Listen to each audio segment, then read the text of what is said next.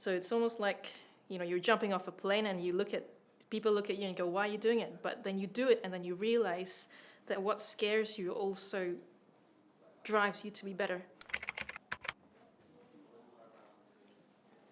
Start by telling us your name, It's Pei or Pei, whichever, I don't mind. your age, 32 years old. and your current refereeing level. I'm a 3W on the women's pathway and a level 5 on the men's. How long have you been a match official? It's coming up to 4 years now, so to be exact, I'd say 47 months. Not that you're counting. Nope, loving every moment. Why did you become a match official? So I initially registered on the referee's course because I love football and my dream growing up was always to be a professional footballer. But I grew up in Malaysia, and when I was growing up, there weren't very many opportunities at all. It just wasn't a done thing for a woman to play football. So coming here, it was so different. There was so much available to girls in football. And the age I came here, I probably couldn't make it as a professional footballer anyway. But the opportunity was there to referee. So I thought, I'll give it a shot. And so that was the reason why I started. And the reason why I'm still a match official is it's the challenge of it. As referees, match officials, we have so much responsibility. We have to make so many decisions, make it really quickly. Everyone's looking at you. And that's all really scary, but it also pushes me to be the best that I can be. So it's almost like, you're jumping off a plane and people look at you and go, why are you doing it? But then you do it and then you realize that what scares you also drives you to be better. And so, yeah, I started as a match official because I love football, but I'm still in it because it makes me a better person, and I'm really enjoying that. Whistle or flag? I would say, for the reasons I've given, whistle, just because obviously you work as a team together, referee, assistant referee, but as a referee, the buck stops with you. You have to take the lead. So that's really scary on one hand, but like I said before, that's the exhilarating bit. So currently, whistle. Your proudest achievement in the last 12 months? I would say it's passing the fitness test to get onto women's core as well as to get onto the Fight for Promotion pathway. So about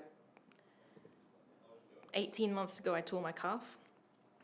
So it kind of messed up my fitness for quite a while, and I didn't really make the mark in the previous season.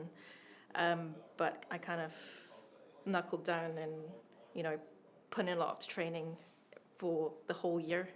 I remember in one of the first camps, Emily Heaslip was there speaking, and she was talking about this iceberg and how much preparation and work goes in that nobody notices.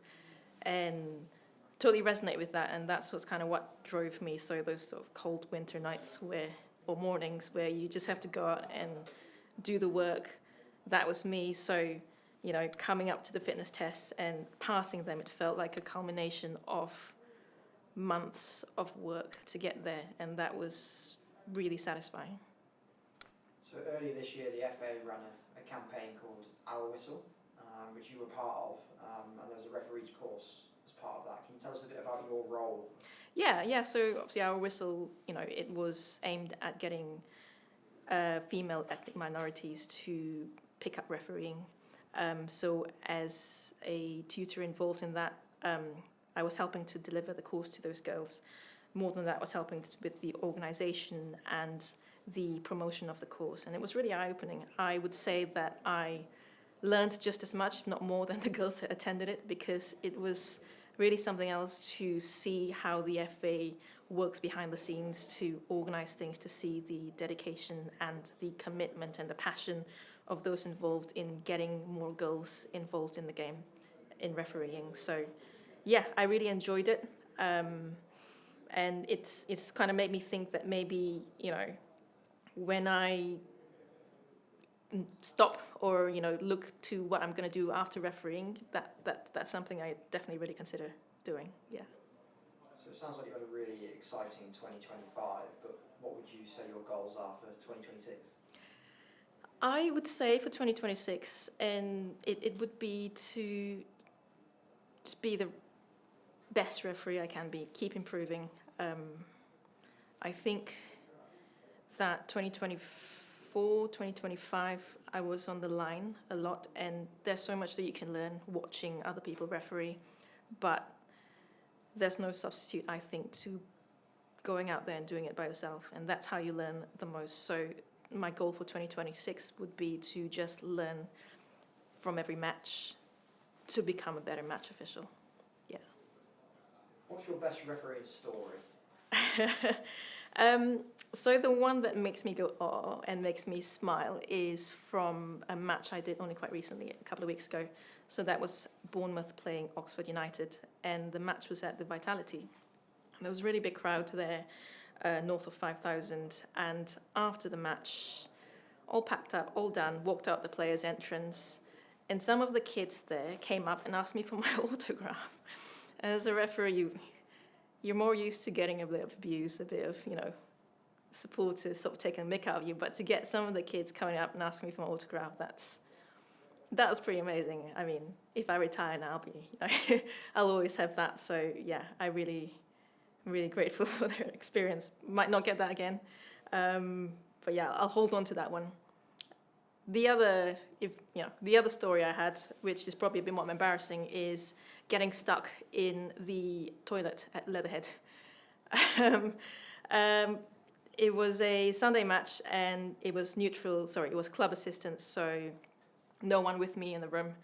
And yeah, I went to the toilet, my usual sort of pre-match, and then tried to open the door, and nothing happened. So I started to panic, like, what's going to happen? So I just had to resort to banging on the door really loudly and shouting, which is super out of character for me, but you have no choice at that point. I didn't have my phone with me either.